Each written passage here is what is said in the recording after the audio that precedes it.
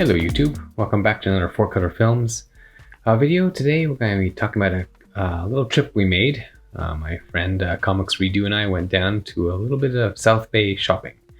So we heard about on Instagram a new store, relatively new to us anyway, called Age Batcave. And we went down to go check them out. And on the way we stopped by another shop as well called Treasure Island Comics on the way back. So it was a little bit of a jaunt for us. We live up a little bit farther away, so it was about an hour and so drive, but it was worth the drive because we came back with a whole bunch of comics. And here's the scores that we had. So Bronze Age Batcave is a nicely run shop. It's a good size. They do a lot of Instagram sales, and they just did a huge one where they moved a lot of slabs and a lot of raws. Pretty good quality stuff. I found their slabs to be slightly expensive on the higher end. It's still market price, but wasn't much of a deal to be had for the things I was looking for, with the exception of one book, which I'll show you in a second. But they did have a lot of nice raws on the wall, and it was a lot of keys, a lot of first appearances up there, and they have big bins full of many vintage issues. So that part is always nice to go through and kind of dig through. They have some dollar bins too if you're interested in that as well too, but I didn't find anything in there that was of my liking. I did pick up quite a few cheap Master Kung Fu's because I'm still trying to fill that gap, and there's quite a few issues there. So between both stores, I actually managed to fill about I don't know, maybe like 10 or more issues, I would say. Yeah, it was pretty, like about this many. Some great covers, a couple of duplicates, and this run is super cheap to get right now, so they're not great quality, but mind you, I'm just there to read them anyway. So these are about $3 a piece, which is can't be beat. So let's have a look and see what we got today. What was this one? Marvel Premiere number 16, which is a second Iron Fist, but also a bunch of first appearances, like I think it's a Lee Kung, the Thunderer, and a bunch of other people like that, which I'll put in a little listing because there's too many to mention. But great issue, $60, 8.5. Seems like a good quality issue, so that's good.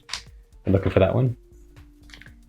Classic Silver Age DC, which is the first appearance of the Enchantress, who we saw the Suicide Squad movie, the first one, which was not very good, mind you. She was the lead villain in that case, I guess, or one of the Suicide Squad, but also became a villain. But she's there on the cover, so 125, about a mid-grade, like 5.5 copies, so not bad, but this book is a little bit hard to find sometimes. And I managed to fill a couple of X-Men holes in my collection. So this is number 99. I think it's one of the first Starjammers issues. Good. And to go with it, 104. Actually, this actually is the first Starjammer cameo, which is great. Issue 104, $100, 8.0. So fairly high grade, but good looking cover. Love that cover. Dave Cockrum, I think. Yeah, must be fantastic.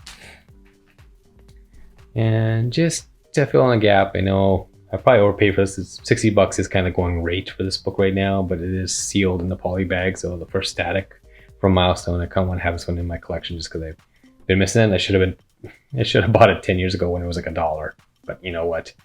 Can't always be that smart, right? So now I'm paying for that now. But $60, not bad. First issue, first appearance. Gonna get a slab and cleaned up and see how it goes. The nice thing is it's in poly bag, so it's pretty much untouched, so it should come back pretty clean. And then a cheapy deal on this Incredible Hulk number 377, sorry, which is a first Smart Hulk or Professor Hulk, I believe. Probably pretty good condition, probably like an 8 or 9, but $20 copy, so nothing too extravagant on that side. And then the last one I picked up was this Green Lantern, which is one of the last issue of the Neil Adams Green Lantern run, which is this crazy Christ on the Cross issue, which is nuts. But it's a pretty high grade one, 8.0 grade, but it was a price of $8, but it was like the special of the day was marked down to $55. So for basically $55, I got a nice 8.0 slab of great Green Lantern, Green Arrow, Neil Adams run, which I love a lot. So this is a great one to have in the collection. I'm always on the hunt for these issues. I can't stop buying them when I see them, so love to have these in the collection, so I did get it.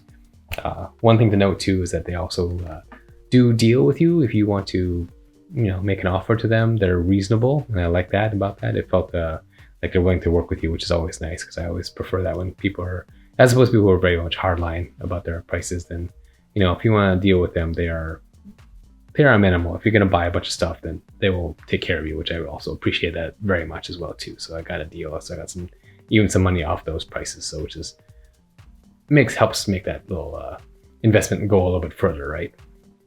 And then the second shop I stopped by was Treasure Island Comics, which is a smaller shop, and he's moved from another location on Maori in Fremont to more of a warehouse space. It's almost like a garage, but a lot of back issues there. He had many bins of Marvel and DC, some new stuff as well too, and then a few wall books and a couple of premium sort of short boxes behind the counter that you could go through, and there's Marvel and DC kind of keys and classics that he had put aside, and so that's where I did most of my digging because that's most stuff I'm after.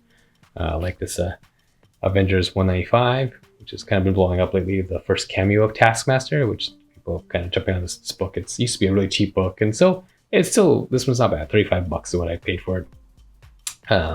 So not a bad copy to get. This is going up price a lot on eBay, so I think that's actually pretty good value for that book. And then GI Combat, this is number 138, which is the first appearance of the Losers, which is kind of a classic like wartime hero book from DC, which I kind of love these books as well too. So no one's paying attention to these books besides a few of us, so that's okay. It's $25. First appearance of Losers, I'm down with that. And then this book, which is a great Justice League classic cover, which is Justice League number 10, and is the first appearance of Felix Faust, and he's got these great JLA guys on his fingers, literally at his fingertips, which is a great cover. $45, first appearance of Felix Faust, which is a classic JLA villain. I already have this book, but again, I keep buying this book because I love the cover. And at $45, I think it's a good investment price. It's probably it looks fairly good. It might be like a 6. So we'll slab that and see what comes back as well. Another book I keep buying is this book, which is again great Neil Adams cover, which is the first Silver Age appearance of Two-Face, which is a classic issue. I already have an 8.0 of this one, so I'm hoping this comes back around the same, and I'll sell that one if it's less than this one that I already have. But $100, this book is easily worth that and more once it's slabbed, especially. So I was happy to get that. So great cover, classic cover, great Neil Adams, classic villain too. So you really can't go wrong with this book in my opinion. And then this is a new one which I don't have, which is the again another great Neil Adams cover. It's like so atmospheric. It's such a lovely cover. A little bit more, $110, but it's the intro of the League of Assassins, which is renowned as the cadre that goes along with Ra's al Ghul, Talia as well too. So very key Batman villain for the time, and a great cover by the great Mr. Neil Adams as well too. So I love this as well. 110 is kind of a little bit high, but at the same time, I just kind of want to have it in the collection, so that's okay. I took the hit, probably close to the value it's worth. And a random Thor issue, which is the first appearance of Pluto, a villain that you've probably never heard of, and I've not heard that much about him either, but he is kind of a god, so that's kind of cool. But yeah, great cover with Odin holding Dear Thor on the cover, and it's Thor 127, $50 book, no problem. I got no problem paying that because it's a fairly good grade issue as well too. X-Men 52, classic Eric the Red, first appearance of Eric the Red cover.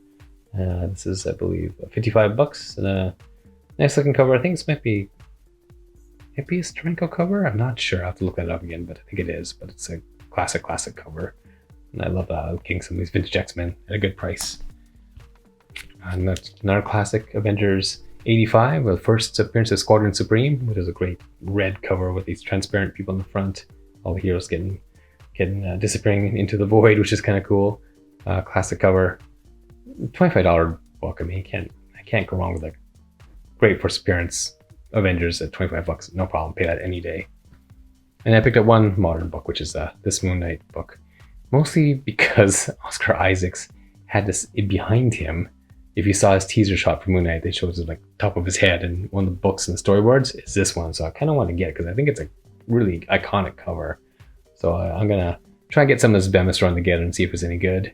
And let me know. What do you think? Is it a good run? I'm not sure. I haven't read Moon Knight really since the Warren Ellis stuff, so this is kind of new to me. So I'm trying to see how this goes, and I'm hoping it's a good book as well too. And then the last things I'll say is a couple things I picked up as well that they had at the store was also this variant cover for War of the Bounty Hunters. So this is the variant cover with a classic action figure cover, which I'm a sucker for because, as you can see, I'm kind of a toy guy as well too, so that goes along with that. So I have this cover, which sold out at my local comic store, so I was happy to pick it up at cover price. And then a couple of mail order books came in too, which is from the Wrath of Comics. I got the Tarna Peach Momoko version variant, which I'm always happy to have one of those in the collection because I love her stuff. And Tarna's kind of a great heavy metal character, really cool, striking cover.